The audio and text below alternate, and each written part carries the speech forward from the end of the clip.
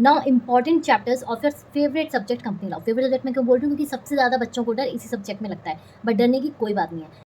Company law का जो पूरा पेपर है वो मैंने 3 कैटेगरीज़ में डिवाइड किया है।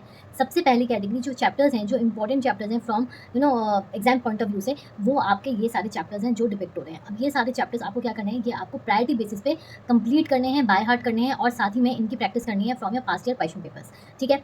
सेकंड, ये कैटेगरी वाले चैप्टर्स हैं जिनको आपको ध्यान देना है। क्या करना है, हमें कैसी भी हालत में क्वेश्चन तो अनअटेम्प्टेड नहीं छोड़ना है, तो इसलिए आपको ये चैप्टर्स भी करने हैं। और तीसरी कैटेगरी है ये वाले चैप्टर्स की, जिसमें आप 1-2 बार रीडिंग कर लोगे या फिर सिर्फ स्कैनर से देख लोगे, वो उतना सफिशिएंट होगा, ठीक है। अब सबसे इंपॉर्टेंट चीज़, बहुत बच्चों को कन्फ्यूजन होता है कि मैम सेक्शंस कोड करने हैं या नहीं करने हैं, क्या मार्क्स ज़्यादा मिलते हैं, फॉर्म्स जो हैं वो आपको कोड करने हैं नहीं करने हैं। तो देखो, अब जो टाइम है, आपको सेक्शंस अगर याद नहीं है तो कुछ भी करने की ज़रूरत नहीं है, कुछ भी एडिशनल आपको करने की ज़रूरत नहीं है। जितना भी अभी तक आपका हो चुका है सिलेबस, चाहे वो 60% है, 70% है, कुछ भी है, आपको उतना ही अच्छे से रिवाइज़ करना है।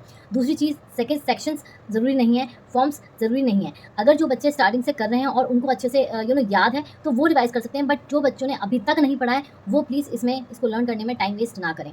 ये इंपॉर्टेंट टिप है।